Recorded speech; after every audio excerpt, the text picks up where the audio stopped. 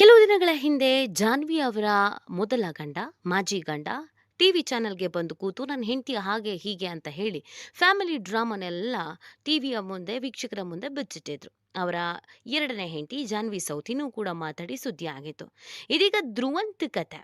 ಧ್ರುವಂತ ಹೆಂಡತಿ ಮತ್ತು ಧ್ರುವಂತ ಪ್ರೇಯಸಿ ಇಬ್ರೂ ಕೂಡ ಮಾತನಾಡಿರುವ ಆಡಿಯೋ ಮತ್ತು ವಿಡಿಯೋ ಸಾಮಾಜಿಕ ಜಾಲತಾಣದಲ್ಲಿ ಸಿಕ್ಕಾಪಟ್ಟೆ ವೈರಲ್ ಆಗಿದೆ. ಇವರ ಹೆಸರು ಚರಿತ್ ಬಾಳಪ್ಪ.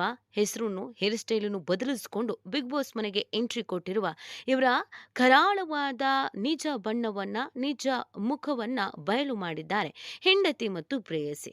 ಜೈಲಿಗೆ ಹೋಗಿ ಬಂದಿರುವ ಈತನ ವ್ಯಕ್ತಿತ್ವದ ಬಗ್ಗೆ ಪ್ರೇಯಸಿ ಹೇಳುವ ಮಾತುಗಳನ್ನ ಒಮ್ಮೆ ನೀವೇ ಕೇಳಿಸ್ಕೊಳ್ಳಿ. ಆಮೇಲೆ ಇನ್ನುಳಿದ ಕಥೆ ನೋಡೋಣ. ಈ ಇಪ್ಪುನಿ ಎನ್ನೊಟ್ಟಿಗೆ ಏನಾನ್ ಮದಿಮೆನ ದಿನರ್ದಿಂಚಿ ಏನ ಫ್ಯಾಮಿಲಿನ ಹಾಳ್ಮಂತ ಏನಾನ್ ಹಾಳ್ಮಂತ ಕೂಡ ಇತ್ತೆ ಪಿರೋಡ್ನ ಎರಡು ಬಾಕಿಲ್ ಬಡ್ದು ಪಾತ್ರ ಯಾನ್ ಹೇಳ್ದಲ್ಲ ಪಾತಿರೊಂದಿತ್ತು ಜಿ ಈ ಬಾಕಿಲ್ ಬಡ್ದು ಎರಡು ಪಾತ್ರ ಯಾನ್ ಹೇಳ್ದಲ್ಲ ಪಾತಿರೊಂದಿತ್ತು ಯಾ ಮಂತದ ಜರಿ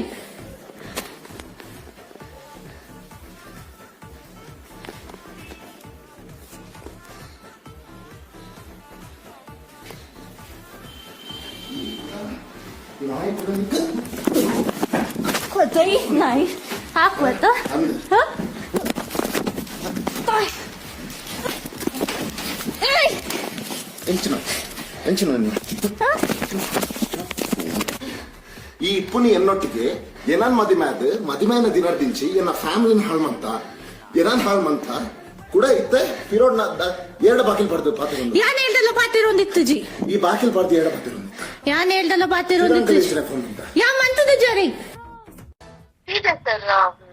ಈ ಶೂಟಿಂಗ್ ಟೈಮ್ ಅಲ್ಲೇ ಪರಿಚಯ ಆಗಿದ್ದು. ಬಟ್ ಇಬ್ರು ಇಷ್ಟಪಟ್ಟಿದ್ವಿ. ಅವ್ರು ಫಸ್ಟ್ ಸ್ಟಾರ್ಟಿಂಗ್ ಎಲ್ಲ ಹೇಳೋದು ಒಂದು ಏನಂದ್ರೆ ಅವ್ರದ್ದು ಹಿಸ್ಟ್ರಿ ಎಲ್ಲ ಗೊತ್ತಿರ್ಲಿಲ್ಲ ನನ್ಗೆ. ಒಂದು ನಾನ್ ಗೋಲ್ಡ್ ಇದ್ದವರು ಅವ್ರನ್ನ ಯೂಸ್ ಮಾಡ್ಕೊಂಡ್ರು ಅಂತ ಫಸ್ಟ್ ಸಿಂಪತಿ ತೋರಿಸ್ಕೊಂಡ್ಬಿಟ್ಟು ಮಾತಾಡೋದು. ಎಲ್ಲ ತೋರ್ಸಿದ್ಮೇಲೆ ಹುಡುಗಿರ್ದು ಎಮೋಷನ್ಸ್, ಅವ್ರು ಎಷ್ಟು ವೀಕ್ನೆಸ್ ಇದಾರೆ, ಎಷ್ಟು ವೀಕ್ ಇದಾರೆ ಅಂತ ಹೇಳಂದ್ಬಿಟ್ಟು ತಿಳ್ಕೊತಾನೆ ಅವನು. ವೀಕ್ ಅಂತ ತಿಳ್ಕೊಂಡಿದ್ ಕೂಡ್ಲೆ ಅವ್ರಿಗೆ ಹೆಂಗ್ ಬೆಳೆಸ್ಬೋದು ಅವ್ರನ್ನ, ಅಂದ್ರೆ ಇವಾಗ ಹುಡುಗಿರ್ ಹೆಂಗೆ ಮದ್ವೆ ಅಂತ ಹೇಳಿದ ಕೂಡಲೇ ಹುಡುಗಿರ್ ಬಿದ್ದೋಗ್ಬಿಡ್ತಾರೆ, ಅಥವಾ ಅವ್ರ ಸೆಟಲ್ಡ್ ಫ್ಯಾಮಿಲಿ ಅಂತ ಹೇಳಿದ್ರೆ ಅವ್ರನ್ನ ಓಕೆ ಇವ್ರ ಜೊತೆ ನಮ್ ಲೈಫ್ ಚೆನ್ನಾಗಿರುತ್ತೆ ಅಂತ.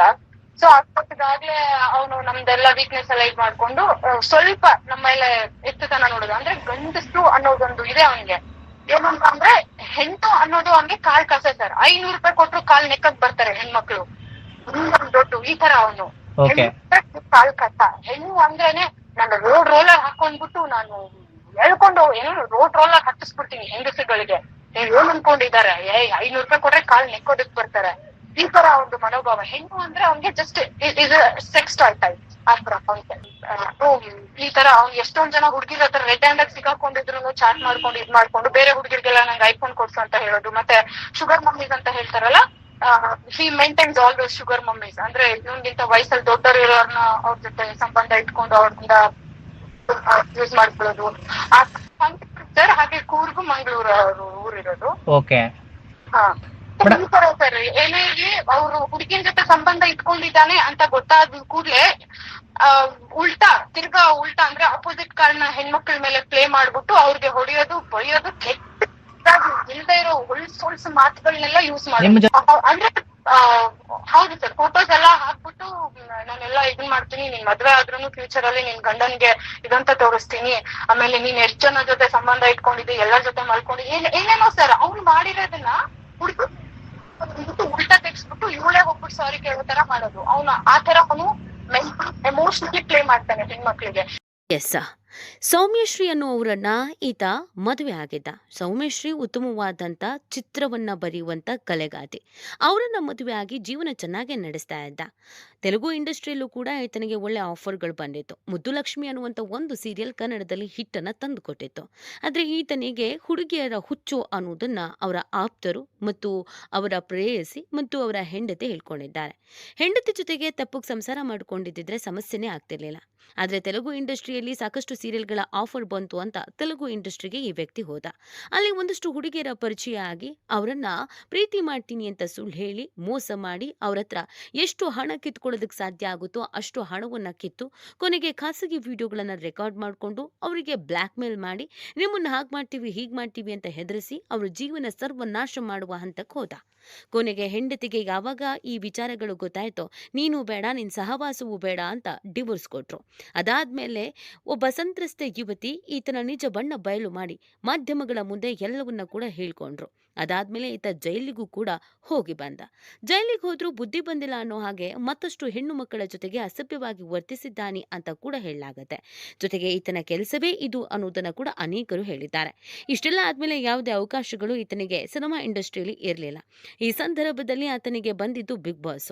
ಹೇಗಾದ್ರೂ ಮಾಡಿ ಬಿಗ್ ಬಾಸ್ ಅನ್ನ ಒಪ್ಕೊಂಡ್ಲೇಬೇಕು, ಬಿಗ್ ಬಾಸ್ ಅಲ್ಲಿ ನಾನು ಇರಲೇಬೇಕು. ಆದ್ರೆ ತನ್ನ ಹಿಂದಿನ ಚರಿತ್ರೆ, ಜೈಲಿಗೆ ಹೋಗಿ ಬಂದಿದ್ದು, ಹೆಂಡತಿಗೆ ಹೊಡೆದಿದ್ದು, ಹೆಂಡತಿಗೋಸ್ಕರ ಬೇರೆಯವ್ರಿಗೆ ಹೊಡೆದಿದ್ದು, ಬೇರೆಯವರಿಗೋಸ್ಕರ ಹೆಂಡತಿಗೆ ಹೊಡೆದಿದ್ದು, ಇಟ್ಕೊಂಡವಳಿಗೋಸ್ಕರ ಕಟ್ಕೊಂಡವಳನ್ನ ಬಿಟ್ಟಿದ್ದು, ಕಟ್ಕೊಂಡವಳಿಗೋಸ್ಕರ ಇಟ್ಕೊಂಡವಳಿಗೆ ಹೊಡೆದಿದ್ದು, ಈ ಥರ ಎಲ್ಲ ಆಗಿದ್ರಿಂದ ಸದ್ಯ ಜನರು ಮುಂದೆ ಹೇಗೆ ಬರೋದು ಅಂತ ಯೋಚಿಸಿ ಉದ್ದ ಕೂದಲು ಬಿಟ್ಟು ಹೇರ್ ಸ್ಟೈಲ್ ಚೇಂಜ್ ಮಾಡಿಕೊಂಡು, ಮುಖ ಲಕ್ಷಣ ಚೇಂಜ್ ಮಾಡಿಕೊಂಡು, ಇನ್ನೂ ಸ್ಟೈಲಿಶ್ ಆಗಿ ಹೆಸರನ್ನು ಕೂಡ ಬದಲಿಸಿಕೊಂಡ. ಚರಿತ್ ಬಾಳಪ್ಪಂಗೆ ಚರಿತ್ರನೇ ಇದೆ, ಆತನ ಕ್ಯಾರೆಕ್ಟರೇ ಸರಿ ಇಲ್ಲ ಅಂತ ಯಾವಾಗ ಮಾಧ್ಯಮಗಳು ಹಾಕೊಂಡು ರುಬ್ಬಿದ್ವು, ಇದೀಗ ಧ್ರುವಂತ್ ಅಂತ ಬದಲು ಮಾಡ್ಕೊಳ್ಳಲಾಗಿದೆ. ಇನ್ನು ಬಿಗ್ ಬಾಸ್ ಮನೆಗೆ ಬಂದಾಗ ನಾನಿನ್ನು ಸಿಂಗಲ್ಲು, ಮದುವೆನೇ ಆಗಿಲ್ಲ ಅಂತ ಹೇಳ್ಕೊಂಡಿದ್ದಾನೆ, ಮರ್ಯಾದೆ ಇಲ್ದೇನೆ. ಮದುವೆ ಆಗಿ ಡಿವೋರ್ಸ್ ಆಗಿ 20 ಜನರ ಜೊತೆಗೆ ರಿಲೇಶನ್ಶಿಪ್ ಇಟ್ಕೊಂಡಿರುವಂತ ಈತನನ್ನ ಬಿಗ್ ಬಾಸ್ ನಲ್ಲಿ ಗೆಲ್ಸೋದ್ ಬೇಡ ಅಂತ ಕೆಲವರು ಅಭಿಯಾನ ಮಾಡ್ತಿದ್ರೆ, ಕೆಲವರು ಹಳೆ ವಿಡಿಯೋ ಮತ್ತು ಆಡಿಯೋವನ್ನ ವೈರಲ್ ಮಾಡ್ತಿದ್ದಾರೆ. ಈ ಬಗ್ಗೆ ನಿಮ್ಗೆ ಏನ್ ಅನ್ಸುತ್ತೆ ಅನ್ನೋದನ್ನ ನೀವು ಕೂಡ ಕಮೆಂಟ್ ಮಾಡಬಹುದು.